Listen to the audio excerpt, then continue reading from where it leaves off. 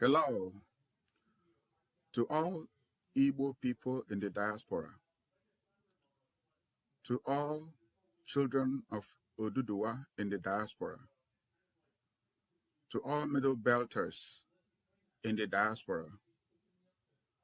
I bring you greetings from the headquarters of the World Igbo Congress in the United States of America. I am Professor Anthony Ejiofor, Executive Chairman of the Board of Directors and the House of Delegates of the World Igbo Congress.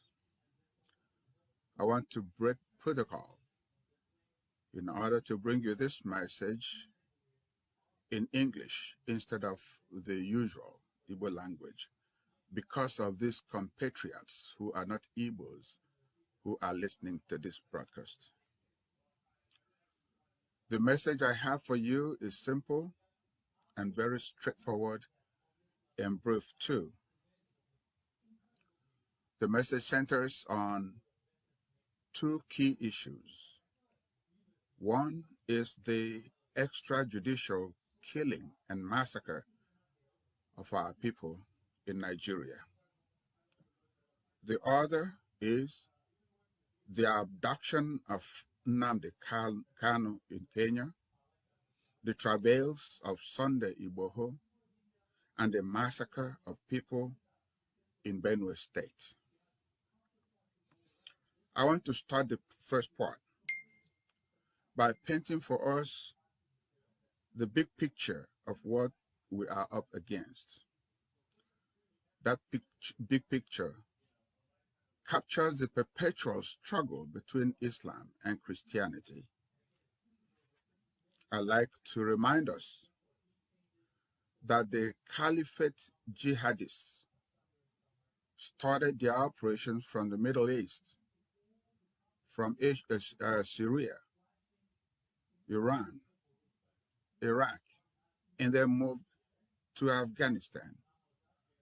By the time they unleashed their mayhem on the population of the world, United States was affected. You remember 9/11 in 2001.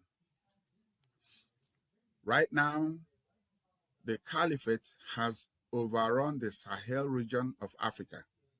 Indeed, North Africa, the Sahel region, and the entire West Africa up to the Central African Republic are all part of the Maghreb area in the new order of the Islamic world. What we are looking at is that right now, this caliphate driving their activities with Al-Qaeda and ISIS have really arrived Nigeria. Indeed, their foot soldiers are Fulani people, 6 million people in Nigeria compared to 211.7 million people that we have in Nigeria. They are the ones driving this. In Nigeria, they are propelled by ISWAP, which is ISIS in West Africa. They are propelled by Boko Haram. And now the deadly, vicious AK-47 carrying Fulani herdsmen who kill, maim, rape, do everything. They are the foot soldiers of the caliphate in Nigeria. As things stand, everything going on in Nigeria today is in furtherance of the big picture that the caliphate is determined to foist on all of us. That is to say, Islamize the entire area, Fulanize the entire area. Now, the people of Middle Belt and Southern Nigeria must therefore stand up strong to stop this Fulanization being pushed by these 6 million Fulani people against the estimated 211.7 million Nigerians. Nnamdi, Kanu, and IPOB have been tagged terrorists by the Fulani-occupied Nigerian government. Make no mistake about it, ladies and gentlemen, no other country in the world has done so. No other country has tagged the IPOB and Nnamdi Kanu as terrorists. And this is because they do not meet the minimum standards for classification of any entity to be terrorists. On the contrary, the Boko Haram, of course, has been tagged terrorists. ISWAP the same, but the Fulani herdsmen have not been tagged terrorists, and they are. Recently, just last month, Nnamdi was abducted from Kenya in an operation that is reminiscent of what happened to Umaru Diko and the crates. My people, what that shows is that there is everything in it that is illegal. Illegal international gangsterism and negation and no respect for the rule of law. Sunday Igbo was attacked in his hometown Igbo in southwestern Nigeria. His house was burnt. His people were massacred. Recently,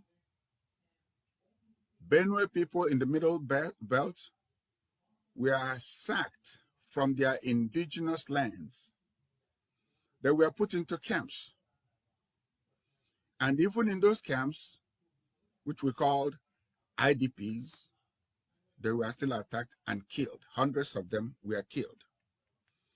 How long will this continue in Nigeria? Now, what do all these people have in common? Nnamdi Kanu, IPOB, Sunday Igboho and his people, the Benue people, what do they have in common? They stand in the way of the scheme of the Fulani Caliphate. That is why they must be taken out. And make no mistake about it, the Nigerian government is the enabler because they look the other way when Boko Haram, ISWAP, and Fulani herdsmen are carrying out mayhem on other people. So, and knowing them as we do, they will stop at nothing to do what? To eliminate any obstacle in their way, even if it means killing the entire 211.7 million people who are not Fulani or Hausa. I'm sorry, Fulani or non-Muslims. I must doff my hat for the stalwart called Governor Sam Otom of Benue State. This man has stood like a firewall between his people and the rampaging caliphate foot soldiers. I therefore call on the governors of the South, entire South, to be like Governor Otom, who is not shy to protect his people. I would like these governors and other leaders in Southeast and South-South to be more proactive in the defense of their people. We do commend them for coming together and making some laudable pronouncements recently, but they need to do more. These caliphate foot soldiers ain't playing at all. You don't joke with them. On our part, in the diaspora, our people from Middle Belt, our people from the South, and all the people from areas in Nigeria that have been oppressed and massacred, we owe it as a duty to ourselves and our beleaguered people at home to stand up and let the world know what is going on in our part of Nigeria. On Wednesday, July the 21st, 2021, we will march in all metropolises in North America, in South America, in Europe, in the Middle East, in Asia, and the Pacific Rim. We will let the centers of political power, the centers of diplomatic power in the world, we'll make them become aware of the danger facing Christians in the hands of jihadists in Nigeria and West Africa. It will be a synchronized march. March materials have already been made available and delivered to your local leaders or local leadership. We are asking for a referendum which will allow the people of Nigeria, over 400 diverse ethnic groups that are actually complete ethnic nationalities. We are asking that they be allowed to choose how they rule themselves. Therefore, a referendum will be the proper thing to do at this time. We are asking for the unconditional release of Mazi Nnamdi Kanu, who was criminally abducted from Kenya. No international standards were observed. We are not even talking about trial. We are talking about release, unconditional release, because of the crookedness of the process with which he was abducted. We are asking for all forms of killing in the Middle Belt and the South to cease.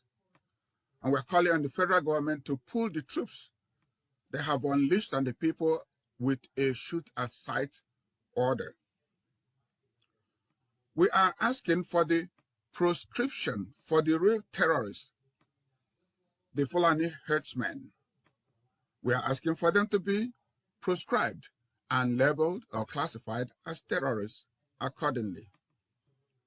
We therefore call on all our people in the diaspora on this day, July the 21st, Wednesday, 2021, to come out en masse.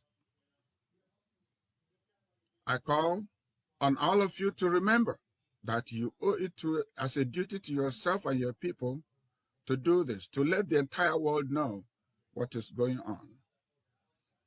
My people, may the Lord Almighty guide you and protect you in this endeavor. Thank you all so very much, and may God bless you.